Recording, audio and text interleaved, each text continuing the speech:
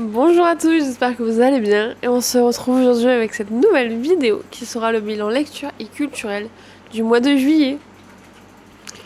On commence ce bilan avec les mangas, j'en ai lu 5. On commence avec les 2 premiers tomes de la saga Hirayasumo. Je vous en ai déjà parlé plusieurs fois. On suit Hiroto Ikuta qui a 29 ans et qui a hérité de la maison d'une de ses amies qui était une vieille petite mamie. Et donc il va hériter de sa maison, il va y emménager avec sa cousine. Et donc il y vit avec sa cousine qui s'appelle Natsumi, qui est entrée en école d'art. Et franchement, c'est super doudou. C'est super réconfortant. J'aime beaucoup. J'espère que vous entendez pas trop la clim, parce qu'il y a la canicule.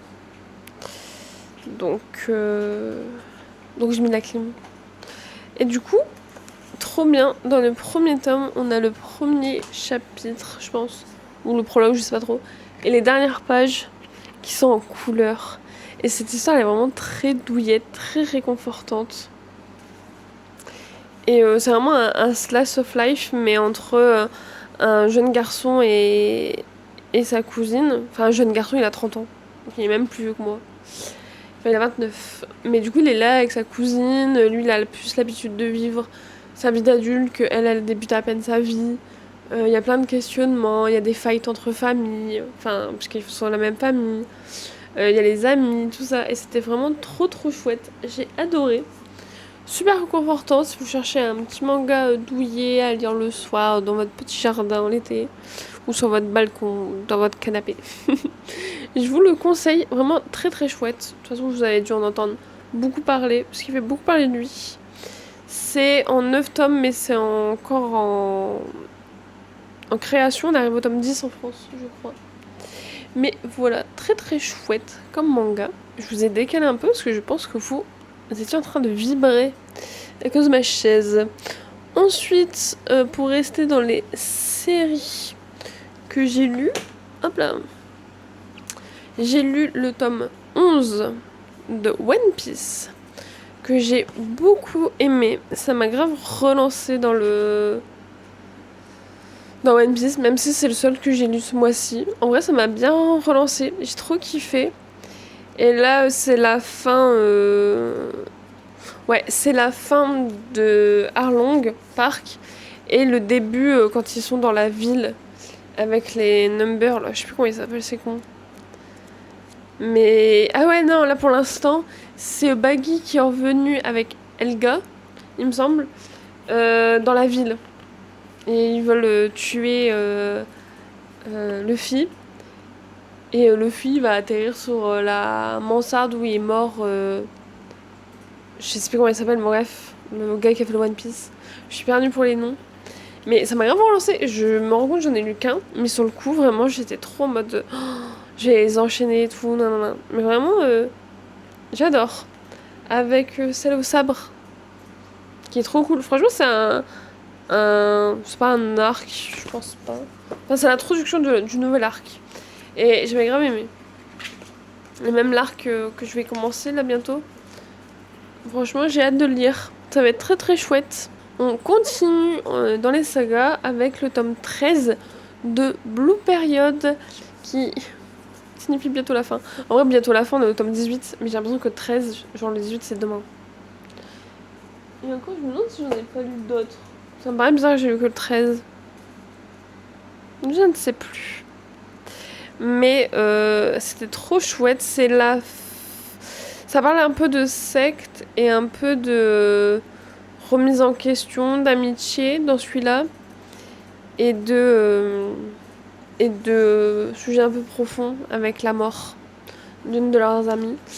Et pour le résumé de celui-ci, One Piece, je vous le fais pas. Mais là, on suit Yetora, qui dans les premiers tomes s'est trouvé une passion pour l'art et qui va donc préparer son concours d'entrée à l'école prestigieuse de Jendai, qui est l'école d'art de Tokyo. Et donc là, on suit un peu ses aventures. On est un peu plus loin, je vais pas vous spoil. Mais beaucoup aimé. Et vraiment, je suis triste parce que je sais que je me rapproche de la fin. Et ça me rend trop triste. Ensuite, Toujours dans les mangas, nous avons Journal de célibataire de Mari Okazaki. Donc là, c'est des nouvelles, un recueil de nouvelles inspiré d'un essai de Mami Amamiya. Et donc là, on va suivre 3 femmes. Donc nous avons Mami, qui correspond à celle qui a écrit l'essai, qui a 36 ans, elle n'est pas mariée et tout le monde semble lui dire qu'elle doit être malheureuse. Ensuite, on suit Yukino, qui est une femme qui hésite à renouer avec son ex-petite amie par peur de la solitude. Et enfin, nous avons Shimizu, qui se consacre à son travail où elle se sent épanouie et qui néglige sa vie amoureuse. Et donc, c'est toutes des discussions autour de ces 3 femmes, parce que des fois, on va les suivre séparément et d'autres fois reliées, sur le fait d'être une femme trentenaire célibataire à Tokyo. Et donc, c'est un peu une critique de la société et des gens quoi, qui, au lieu de se mêler de leurs fesses, vont se mêler de femmes très bien, qui ont très bien réussi leur vie, mais qui sont célibataires, donc pour eux, c'est pas assez. Et franchement, c'était très chouette. Je pense que je vais le relire. Ça m'a l'air très plus une relecture. Parce que c'était quand même assez rapide. Déjà, j'ai pas compris sur le coup que Mamie, c'était celle qui a écrit l'essai. Et j'ai eu du mal quand c'était interconnecté. Mais ça sera relu, parce que c'était très chouette. Et je pense que ça peut l'être encore plus avec une relecture. Donc je vous le conseille. En plus, cette autrice, elle est très connue. Et ses anciens mangas sont un peu vieux, du coup ils sont plus édités. Mais la maison d'édition a dit que si cette œuvre avait son petit succès, ils allaient rééditer les œuvres de Mari Okazaki. Donc je vous le conseille, comme ça on soutient l'autrice. Ensuite, dans les romans, nous avons en premier un livre audio, on a Fun History. Daphné a toujours adoré la façon dont son fiancé Peter racontait leurs histoires. Comment ils s'étaient rencontrés, par une journée venteuse, étaient tombés amoureux, à cause d'un chapeau égaré, et était retourné dans sa ville natale, au bord du lac, pour commencer leur vie ensemble. Il était vraiment doué pour la raconter. Jusqu'au moment où il a réalisé qu'il était en fait amoureux de sa meilleure amie d'enfance, Petra. C'est ainsi que Daphné commence sa nouvelle histoire. Bloquée dans la magnifique baie de Wanning Bay, dans le Michigan, sans amis ni famille, mais avec un emploi de rêve, comme bibliothécaire pour enfants, qui couvre à peine les factures.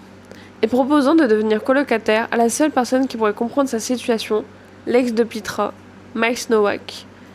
Débraillé et chaotique, avec un penchant pour se consoler avec les ballades d'amour déchirantes, Miles est exactement l'opposé de Daphné. Pragmatique et coincée, dont les collègues la connaissent si peu qu'il paraît qu'elle travaille au FBI ou qu'elle est sous la protection de témoins. Les colocataires s'évitent la plupart du temps, jusqu'au jour où, en noyant leur chagrin, ils nouent une amitié fragile et élaborent un plan. Si ce plan implique également de publier des photos délibérément trompeuses de leur aventure estivale, eh bien, qui pourrait les blâmer ? Mais tout cela n'est que du cinéma, bien sûr, car il est impensable que Daphné commence réellement son nouveau chapitre en tombant amoureuse de l'ex de la nouvelle fiancée de son ex-fiancé. N'est-ce pas ? Et franchement, c'était hyper chouette. C'était une très bonne lecture. Je lui ai mis 4 sur 5. Franchement, c'était très chouette. Le fait qu'elle soit bibliothécaire, c'était trop bien. Et en fait, moi, j'avais cru que... parce que Petra et Peter, ils vont se marier. Et moi, du coup, je pensais que ça allait être un peu comme dans The White Move, où ils vont devoir faire semblant d'être un couple pour le mariage. Et en fait, pas du tout. C'est vraiment Miles qui va décider de lancer à la conquête de faire tomber amoureuse Daphné de la ville à laquelle ils sont. Il l'emmène dans des champs de lavande, il l'emmène chez les petits producteurs locaux, il l'emmène voir ses amis, sa famille, vraiment des trucs très touchants. Et du coup, c'est vraiment un petit truc d'été dans une petite ville toute mignonne avec plein de producteurs, des gens, tout le monde adore Miles et tout. Franchement, c'était trop chouette, mais évidemment, crise des 80% qui, je trouve, pareil. En fait, quand je lis un livre, c'est pour voir l'avancée des personnages. Donc là, ça fait 10 heures que j'écoute et que j'écoute l'avancée de leurs personnages psychologiquement. Et c'est pas pour qu'à la fin, en fait, tout ce qu'on a construit, il s'écroule. Et c'est ça que j'ai du mal avec la crise des 80% en romance. C'est que on suit les personnages et en fait, la crise des 80%, c'est un truc sur lequel il s'est battu depuis je sais pas combien de pages qu'on le suit. Et je trouve ça super frustrant. Du coup, j'ai détesté, pareil, j'ai mis en fois beaucoup pour vite passer les passages où j'aimais pas. Et après, j'écoutais la fin. Et j'étais très conquise. Et la fin était trop choupitoute. Donc, très bonne lecture. Je regrette pas. On enchaîne avec Shadow Reaper de Lynette Noni. Sur l'édition française, c'est marqué « Lui est faucheur, elle est traqueuse. Ennemi juré, maintenant et à jamais. » Et donc là, on va suivre l'histoire d'une chasseuse de faucheurs. Parce que je lis une autre histoire de chasseuse, donc faut pas que je confonde. Donc là, c'est une chasseuse de faucheurs. Donc elle traque des faucheurs. Et il y a une personne un matin qu'elle va apprendre en tant que faucheur qui a été emprisonnée. Et en fait, c'est son meilleur ami d'enfance qui était présent à la mort de ses parents, qui se sont fait assassiner par le prêtre. Et elle veut des réponses sur qui est le prêtre. Et elle va donc faire équipe avec le faucheur. Je sais plus les prénoms. J'ai vraiment un problème avec ça. Ah, c'est Viri. Viri Rive. Et franchement, c'était trop bien. Ça m'a replongé dans la fantaisie à mort. Vraiment, j'ai trop kiffé. Et c'était trop chouette. Mais je l'ai lu, enfin je l'ai fait au début du mois. Mais vraiment, j'étais trop à fond dans. Je trouve que c'est lu super rapidement. Très page turner. Et la fin. Je m'en souvenais plus. Parce qu'en fait, je confonds avec d'autres livres. Mais la fin, elle m'a mis sur le cul. Et je m'y attendais tellement pas. Et en même temps, c'était tellement logique. Et c'est l'autrice de Prison Healer. Et je sais que moi j'avais adoré, mais qu'il a été beaucoup mitigé, enfin avec beaucoup d'avis mitigés par rapport au fait que c'est pas cohérent parce qu'on est dans sa tête. Et même si je l'ai adoré, il faut savoir dire qu'il y a des choses qui ne vont pas. Et ça en fait partie, je suis quand même d'accord avec eux. Sur, en tout cas, l'intrigue par rapport à la Reine des Rebelles. Tout là, j'ai adoré, mais j'avoue que ça, voilà, c'était un peu un défaut. Celui-là, je trouve qu'il est très bien. Déjà, on n'est pas dans la tête des personnages, on est à la 3e personne. J'ai trouvé que tout était cohérent et que s'il y a des choses qui sont omises, bah c'est normal parce qu'on n'est pas dans la tête des personnages, on est vraiment en 3e personne. Donc, enfin, j'ai trouvé ce livre comparé à Prisoner et à d'autres que j'ai pu lire récemment très bien construit et très très logique. J'ai pas trouvé d'incohérence dans l'histoire ni rien. Franchement, j'ai adoré. Et il me semble que je lui ai mis 4 sur 5. Ouais, 4 sur 5. Est-ce que j'ai dit pourquoi? Ah oui, Rive, il a du sarcasme. J'adore. Ouais, non, non. Trop rien à redire. C'était pas la fantaisie de mon année. Mais franchement, ça se dévore. J'ai adoré. Ensuite, dernière lecture terminée, nous avons Les Sœurs Blue de Coco Mellors. Et ça raconte: les fleurs Blue sont aussi exceptionnelles et inoubliables qu'elles sont différentes. Sérieuse et responsable, Avril semble être la fille aînée parfaite. Mais cette avocate à Londres cache une liaison secrète qui risque de bouleverser sa vie. Déprimée après sa première défaite, Bonnie voit sa carrière de boxeuse remise en question. Alors qu'elle tente de reconstruire à Los Angeles, un acte de violence va l'obliger à fuir la police. Lucky, la Benjamin rebelle, est mannequin à Paris, où elle passe son temps de soirée en soirée, avant que ses excès ne la rattrapent. Un an après la mort soudaine et accidentelle de Nikki, ses 3 sœurs se rendent à New York pour empêcher la vente de l'appartement familial. Entre crises et disputes, mais aussi fou rires et gestes d'amour, elles tentent tant bien que mal de surmonter leurs difficultés et de trouver leur chemin. Et ça, c'est un livre que j'avais énormément d'attentes en termes de mon appréciation. Mais c'est un peu un contemporain adulte, une fiction adulte. Et du coup, vous savez, mon amour et le fait que souvent ce que je lis, donc c'est beaucoup de Rocco très niche. Enfin, je sais pas beaucoup de gens qui en parlent, je leur fais confiance. Et du coup, vraiment, j'avais beaucoup d'attentes. Et j'ai trouvé le début, genre on va dire le premier quart, très déprimant. Mais là, c'était un peu trop. Parce qu'il y avait... on commence avec les 3 sœurs qui ne sont pas ensemble. Et on tient leur portrait des 3. Et de Nikki aussi, donc on a les 4. Et du coup, c'est très triste. C'est très morose. Et même pour moi qui adore ça, là, c'était vraiment trop. Il n'y a rien qui allait. Mais après, petit à petit, le soleil revient. Elles se rassemblent. Elles font des conneries. Ensemble, pas ensemble. Mais elles sont la l'une pour l'autre. Il y a les complications de la vie. Le fait qu'à la base, elles étaient 4 sœurs. Maintenant, elles sont plus que 3. Et franchement, ça m'a touchée. Et je sais pas, le fait que ça parle de sœurs, de famille, ça m'a trop touchée. Et franchement, j'ai adoré. Et de base, je voulais l'acheter. Après, finalement, je l'ai pris sur ma liseuse. Je me suis dit, j'ai bien fait de pas l'acheter plein pot en physique parce que c'est trop morose. Et au final, il m'a marqué. Vous savez, c'est le genre de livre qui n'est pas parfait, c'est pas un 5 étoiles, mais il vous marque. Et ça, il en fait partie. Du coup, je l'ai acheté sur Vinted. Une petite dame très mignonne. Et ouais, c'était génial. Et je suis trop contente de l'avoir acheté et qu'il ait rejoint ma petite bibliothèque. Franchement, trop trop fan. Je vous le recommande. Maintenant, place au haul book haul du mois. Qui enveloppe 4 mangas de mon chéri, une sortie à Lille avec des copines et des achats à moi. Hop. Donc on va commencer avec les mangas offerts par mon chéri. Celui-là, je vous l'ai déjà présenté. Nous avons Journal de célibataire de Mari Okazaki.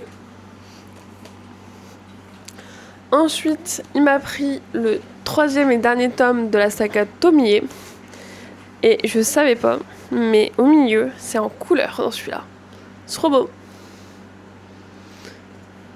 Trop fan. Et là, du coup, en termes d'achat, je suis à jour dans le manga. Plus qu'à le lire cet automne. On a le tome 4 de Centuria de Toru Kuramori. Ça, j'ai lu que le tome 1, mais j'ai tous les tomes jusqu'au tome 4. Je pense que je suis à jour également. Mais très hâte, parce que ça a l'air toujours aussi bien. Il y a des petites bébêtes, et c'est un peu plus bébête sous-marine, je crois, Centuria. Mais je suis pas sûre de ce que je raconte. On a le tome 18 et le dernier tome pour l'instant en France de Blue Period. Je voulais parce que c'est moi qui avais la sélection. Mais je voulais le tome 17, mais il n'y avait pas. Donc pour l'instant, il n'y a que le tome 18 à la maison. Mais voilà, c'est la fin d'une saga, ma première saga de manga. Ça, je crois que j'ai dû l'acheter ce mois-ci, mais en tout début du mois, alors à toute fin du mois, je sais plus trop, et je vous le présente quand même. Mais ça va aller vite parce que je vous l'ai déjà présenté. Shadow Reaper de Ninette Noni. Ensuite, Les Sœurs Blue, déjà présenté également, sur Vinted celui-là. D'une après-midi entre copines à Lille, donc au Furet de Lille, en roman de féminisme. J'ai pris Les Grandes Oubliées, pourquoi l'histoire a effacé les hommes. Je vous en ai déjà plusieurs fois parlé, et celui-là, je la note. Attendez. J'ai mis des post-it quand il parle de personnes avec des textes, des articles de scientifiques ou des genres de choses, des chercheurs. Mais lui, je la note. Du coup, là, pour l'instant, je suis qu'à 50 pages. Ou 30, je sais plus. Mais j'adore. On en a tous pris une avec mes copines, c'était trop bien. Et ensuite, je fais de la musique depuis très longtemps. Enfin, j'en ai fait très longtemps quand j'étais jeune. Et là, j'ai repris, mais ma culture musicale classique est vraiment nulle. Donc là, je savais pas quoi choisir entre les deux, donc j'ai pris les deux. Des livres de Mozart. Donc là, c'est un essai de Jean-Victor Ocar et préface inédite d'Anne Kefelec. Et ma prof m'a dit que Anne Kefelec, elle la connaissait. Enfin, elle connaissait ses ouvrages. Et que c'était vraiment très très bien. Donc très hâte. Et lui, je l'ai pris parce qu'il y a des morceaux de partition. Et donc je pense que lui, c'est plus pour expliquer la musique de Mozart. Et l'autre que j'ai pris, c'est Wolfgang Amadeo Mozart, Rêver avec le son, de Michel Lopito d'Orfeuille. Et lui, je l'ai pris parce que ça a l'air de parler plus de sa vie. Et il y a des QR codes pour suivre et écouter en même temps qu'elle raconte l'histoire de la... Enfin, je sais pas trop, j'ai pas trop regardé encore, mais... Voilà, juste les QR codes, ça m'a conquise. Donc voilà. Comme ça, je me dis, je serais calée sur Mozart. Parce que ma prof, elle me parle souvent de Mozart. Et du coup, je me suis dit, vu que je savais pas trop par où commencer, que ça pouvait être bien de commencer par lui, vu que je connais un peu plus. Et enfin, pour les livres, c'était un mois très livresque. Je suis allée aider une copine à refaire toute sa bibliothèque, parce qu'elle a le mur de sa chambre rempli de bibliothèques. Et donc là, elle voulait les refaire. Et elle a fait un peu de tri. Donc j'en ai récupéré 3. Je suis trop contente. Donc elle m'a donné Servant of Earth, qui est en anglais. Et qui va être, je crois, traduit en français de ce qu'elle m'a dit. Et là, c'est un tournoi, il me semble, pour savoir quel humain va se rendre dans le pays des fées, des faées. Et pour eux, c'est vraiment genre le truc de fou, tu vois. C'est vraiment l'événement de leur vie. Et donc, on a Kena qui va être prise pour être dans le territoire de la terre des faées. Et en fait, au final, ce qu'ils savent pas, c'est que les humains sont un peu utilisés, un peu des esclaves, quoi. Et là, c'est la servante. Voilà. Et elle doit aider sa maîtresse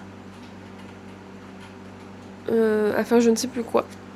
Mais il avait l'air trop bien et elle l'a mis, parce que il y a une de ses bibliothèques qui est vraiment en face de son mur, en face de son lit.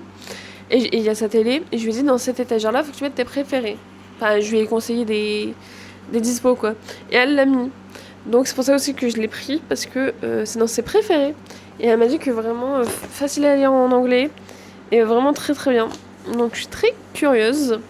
Et enfin, on a la duologie d'une fenêtre sur les ténèbres de Rachel Gillig, que je dois lire depuis 1000 ans. Et en fait, elle avait une édition anglaise et une édition française.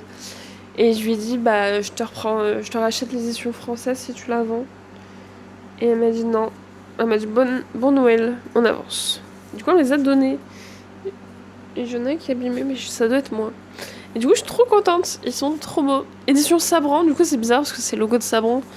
Et je m'attendais au logo de Saxus. Mais pas du tout.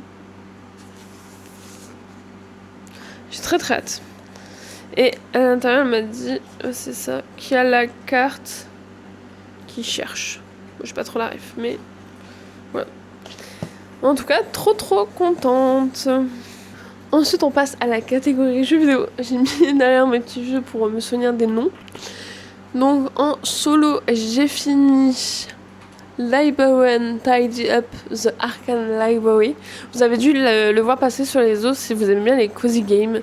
C'est un jeu, on est dans une bibliothèque fantastique.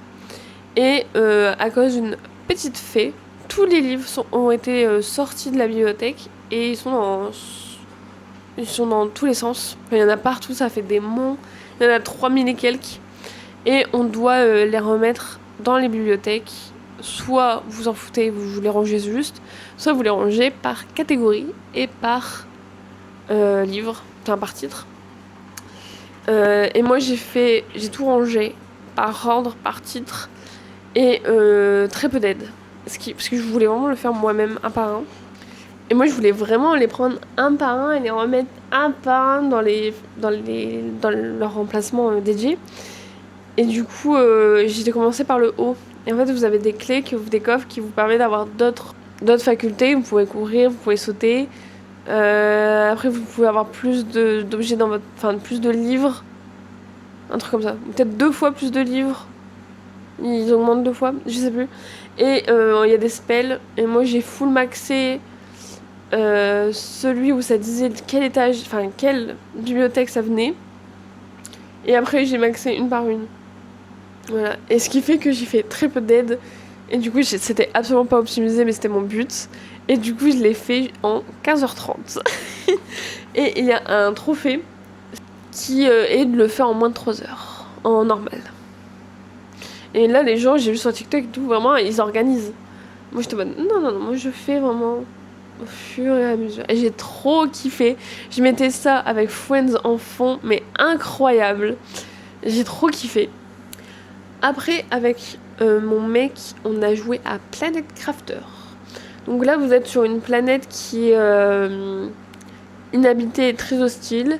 Et avec des améliorations, avec des foreuses, avec des panneaux solaires, on ramène peu à peu la vie sur la Terre.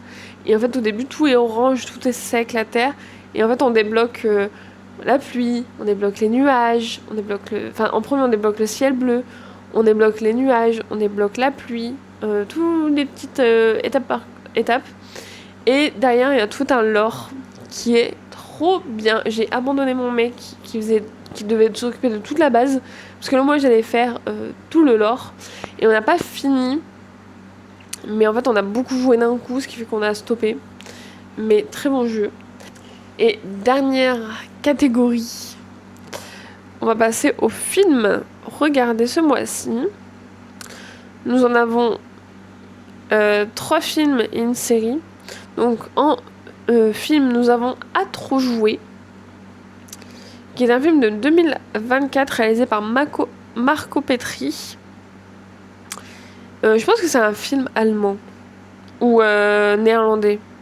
Je sais plus trop. Pia invite son nouveau petit ami, Yann, à sa soirée de jeu habituelle. Mais l'arrivée inopinée de l'ex de Pia fait monter la pression pour tout le monde. J'ai mis, je crois, 7 sur IMDb. Mais c'est juste parce qu'on a passé un bon moment. Ou alors j'ai mis 6, je sais plus trop. C'était sympa. Mais voilà, c'était un...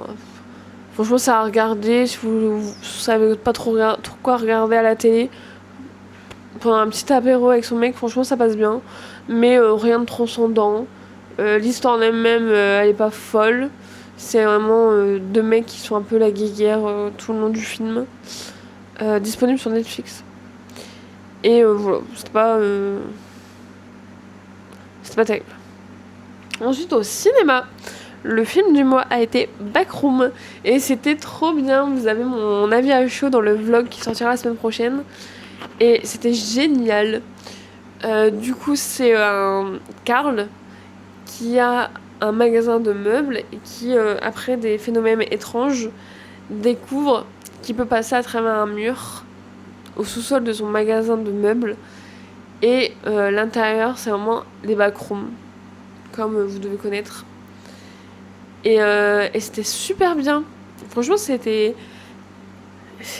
loufoque. Un peu, il y en avait dans tous les sens, mais vraiment très très bien organisé. Parce que moi, j'ai eu plusieurs peurs, parce qu'il y a eu des scénarios vus et revus. Mais en fait, il y en avait 3 différents, ce qui fait que ça faisait un mix des 3. Et du coup, c'était super original.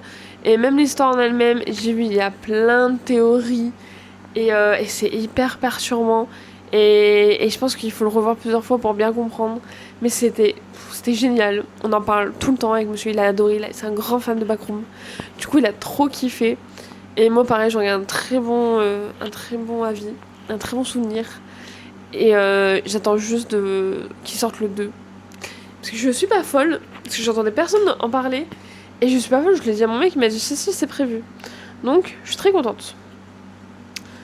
Et le dernier film que j'ai regardé, du coup, c'est avec ma copine avec qui je fais la bibliothèque. On a regardé Remembers of Him. Je sais pas si le film il a beaucoup de budget, hein, mais. Après, franchement, j'ai bien aimé. Pareil, j'ai mis 7, je crois. En vrai, j'ai bien aimé, je suis un peu mauvaise. Mais j'ai pas trouvé ça hyper bien joué, hyper bien réalisé. Voilà, c'était chouette, ça vient d'un livre, ça m'a rappelé des moments du livre, mais franchement, le livre, niveau émotion, surpasse tout, quoi. Ça surpasse tout. Mais franchement, ça a regardé, en petite soirée entre copines, ou même vous solo, en vrai. En vrai, ça se fait, je suis un peu méchante. Mais vraiment, j'étais en mode, c'est quoi? Ça m'a perturbée. Mais voilà, j'ai quand même passé un bon moment. Et en série, on a re-regardé, enfin, monsieur il a re-regardé et moi j'ai repris Digital Circus. Donc là, c'est des petits personnages de cirque qui atterrissent dans un cirque, ouais. Et il y a toute une histoire d'aventure que leur maître du cirque leur fait faire. Et ils ont tous des personnages différents, ils se souviennent pas de leur vie d'avant, même pas de leur prénom ni rien. Et c'était très chouette. J'ai moins kiffé que mon mec. Vraiment, mon mec, il a surkiffé, grand fan. Moi, un peu moins, je trouvais ça très sympa. J'ai bien aimé le dénouement. Mais ouais, je m'attendais peut-être à une autre fin que ça. Je sais pas trop vous dire. Mais je comprends grave la hype et l'engouement du truc. Je trouve ça très original. C'est complètement gratuit sur YouTube, alors que c'est un truc de zinzin. Avec une animation de zinzin. Donc franchement, c'est dispo sur Netflix, mais moi je vous le conseille de le regarder sur YouTube. C'est gratuit. Et au moins vous vous souvenez vraiment le studio qui le fait de A à Z, quoi. Parce que je pense que Netflix se prend une petite com, hein, on va pas se mentir. Et du coup, vraiment, très sympa. C'est un peu vieillot dans ma tête. Je trouve que le mois de juillet, j'ai l'impression qu'il a duré 100 ans. Mais voilà, c'est sympa. Mais mon mec a plus kiffé que moi. Et voilà, j'espère que ce petit bilan lecture et culturel, boucole et jeux vidéo vous aura plu, que c'était pas trop fouillis et que j'ai pas raconté trop de choses. On se revoit la semaine prochaine pour mon tout premier vlog qui a été filmé il y a quelques semaines. Donc j'espère qu'il vous plaira, qu'il sera pas trop redondant avec cette vidéo. Mais en tout cas, je vous souhaite une très bonne journée ou très bonne soirée. Prenez soin de vous. Des bisous. Ciao ciao.